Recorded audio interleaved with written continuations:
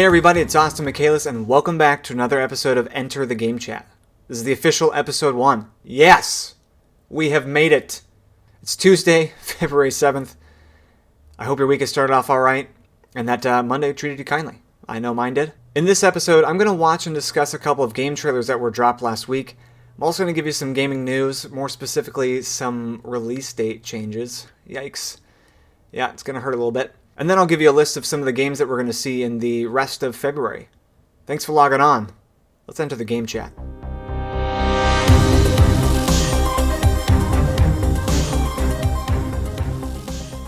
Last week we saw the release of some game trailers for a couple of notable games. Now, these are not the first trailers released for these games, but they've certainly got me a lot more excited for what's about to come from their full release. The first trailer I want to look at is the official launch trailer for the highly anticipated Hogwarts Legacy. Watch with me now as we dive into the familiar world of Harry Potter. In light of your unique situation, joining us as a fifth year, we've devised something extraordinary to ensure your success. A lot to absorb on your first day. Can't believe I'm here. Professor Weasley has asked that your professors give you instruction outside of the ordinary curriculum. You have much to learn. You have the benefit of an exceptionally skilled team of witches and wizards to guide you. A surprised opponent is a weak opponent. They will test your abilities, both innate and learned. You've done it! I am wary of how much time the new fifth year seems to be spending away from the castle. No need for theatrics. I'm only here for this one anyway. What do they want with a Hogwarts student? I have a rare ability to see whispers of ancient magic. Extraordinary. It's a powerful magic that should only be wielded by a select few. The path we're on is terribly dangerous. But I do not know where it leads.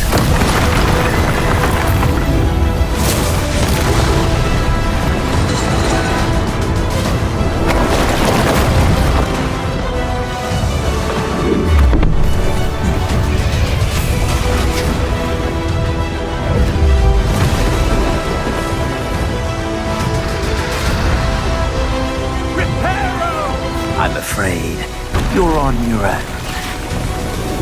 I've ensured that we have a moment to ourselves.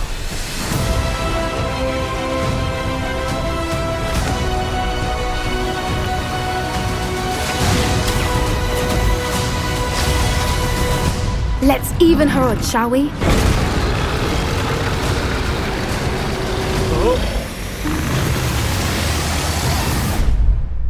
We leave our legacy in your hands.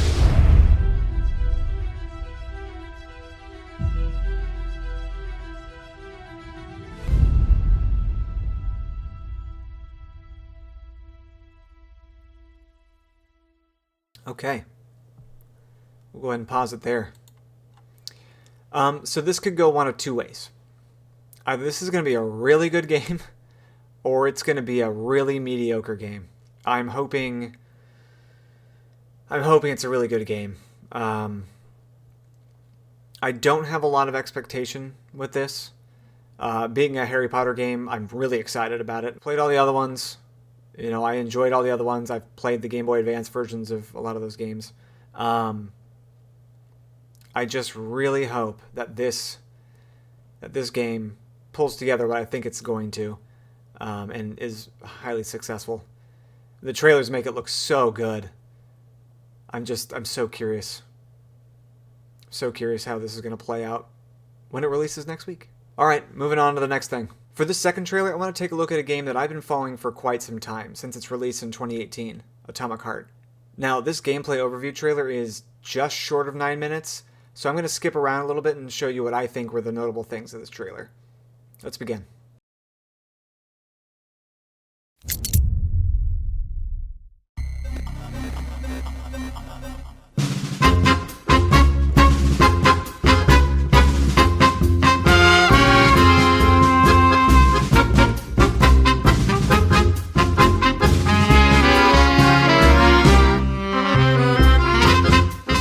Welcome to the mad, uchronic world of Atomic Heart, a new cinematic and explosive action RPG. Discover details of the amazing and intricate world created for the game.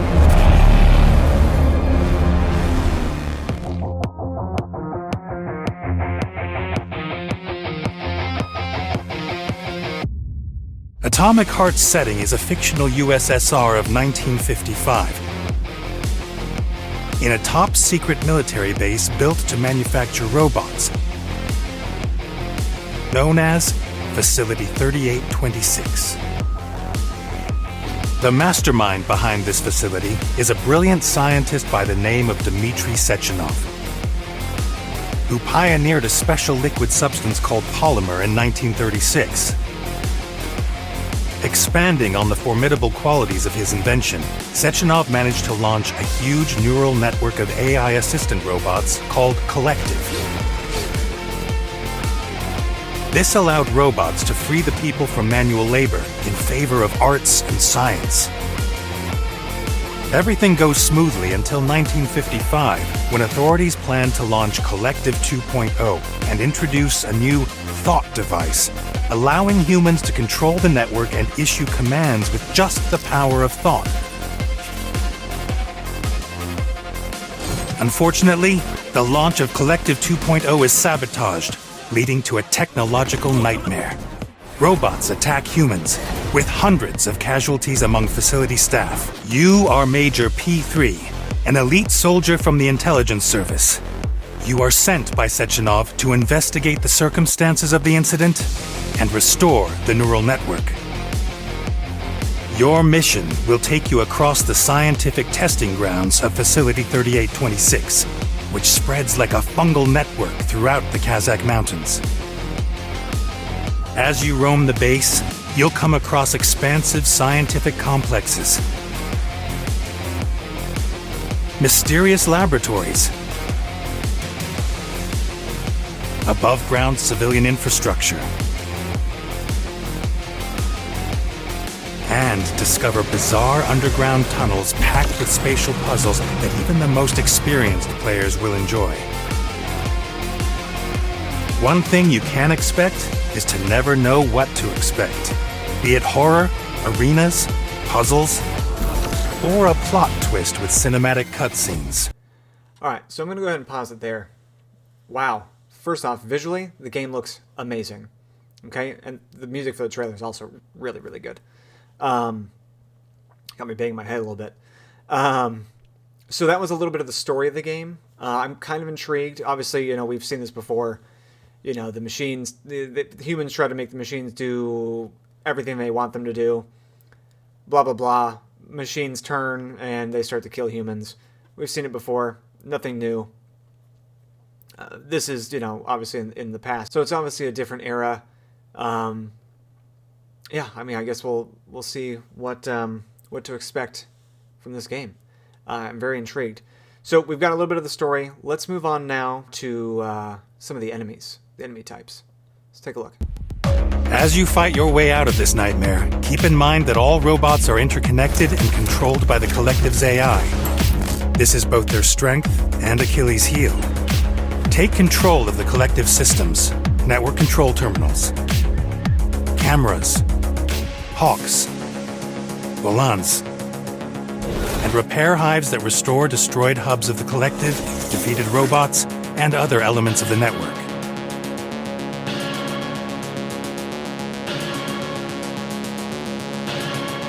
But robots won't be your only enemies. Scientific plants, sprouts, can find a body and mutate. Mutants do significant damage in battle. There are also fuchsias, who are truly formidable opponents. But what makes them special is that they can summon sprouts. You'll have a big problem unless you can keep the two of them from fusing with each other. Oof. Okay. So we're going to pause there. That creature was definitely scary looking. So we got a little bit of a taste of the enemies, so that's always nice. I'm curious to see what else they're going to offer. I don't know if that's everything we're going to see between the robots and the humans taken over by these sprout plant things, and then that weird red creature. I forgot what they called it. Started with a P.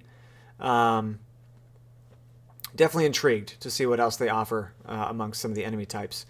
But let's see a little bit more of the enemy types, and we'll get into some of the weapons as well. Let's see what they have for us. To fight dangerous robots and mutated creatures, lay your hands on a cutting-edge arsenal, ranging from a sharp axe for melee combat to a modified electric rifle or a cool grenade launcher.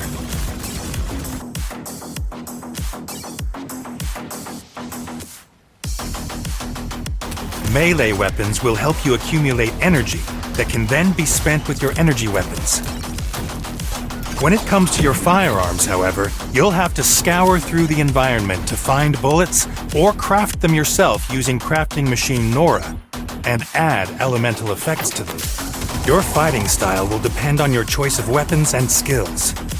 Combine firearms and energy or melee weapons as well as glove abilities and use them wisely.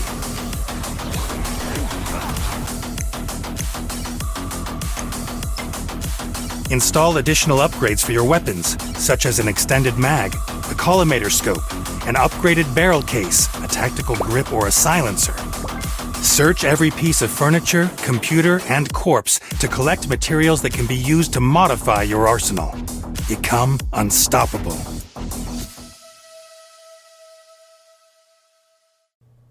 Okay, I'm going to pause it there. I think we've gotten enough out of that trailer to kind of get a feel for what it is.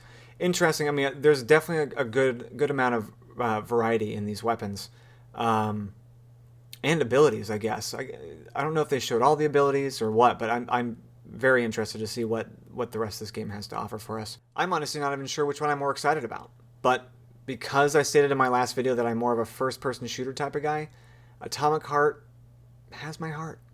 Oof. Bad. That was bad. So cringy. I'm so sorry. But both Hogwarts Legacy and Atomic Heart, despite them being more RPG-esque, look really good and really promising. Now, I don't know how deep the RPG elements go in each of these games, but I'm willing to give them a try. I mean, if they're more along the lines of like a Vermintide 2 or a Fable or a Cyberpunk 2077 or even less so than those, I think I can really get into it. Either way, I'm going to be getting both of these games, so you can expect either a full report from me or perhaps I'll stream it live. Let's move on to the next segment and get into some gaming news.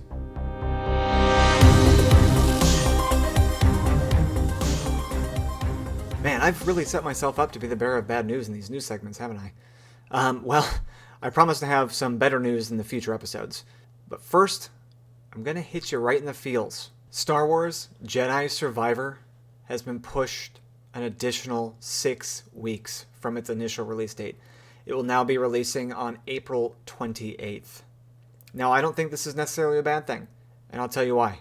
In a statement released by the team's director, The Tale of Cal Kestis is content complete. Continuing on to say that they are now focused entirely on the final stage, bug fixes to enhance performance, stability, polish, and most importantly, the player experience. If Jedi Survivor is going to be as good of a game as Fallen Order was, I think taking a little bit more time and giving it some polish is going to be exactly what it's going to need, especially for the fans. Now again, I don't think it's a bad thing to take a couple extra weeks, a few extra weeks even, to make sure that this is a quality game. EA has had some pretty bad releases recently, and in the past. I think it's admirable that Respawn wants to take the extra time to make sure that their game is perfect and release ready. I'm sure no developer wants to release a bad game, and I can respect that Respawn wants to take the extra time to ensure that Star Wars Jedi Survivor isn't one of those. The next delay I want to talk about is for the game The Day Before. For those of you unfamiliar with the game, it's an open-world MMO set in a post-pandemic America, where you'll fight flesh-hungry infected and other survivors looking for weapons, cars, and food. Now, this delay doesn't have anything to do with finalizing or polishing the game. No, this is a copyright dispute, and it's a pretty major delay. The game was originally set to release on March 1st, and now it's scheduled to release November 10th. Ouch. The team released a statement of their own clarifying for us that after their announcement of the game in January, there was another individual that filled out an application before us to register the game trademark The Day Before in the United States. How very heartbreaking for that team to be so close to releasing their pride and joy, only to find out that they don't own the name. Ugh, what a shame. And now they've got to make all these major adjustments and more than likely face that person in court. And because I feel so bad about all of this bad news, I'm going to give you some more immediate good news and list some of the games that we're going to see in the rest of this month of February. Let's take a look.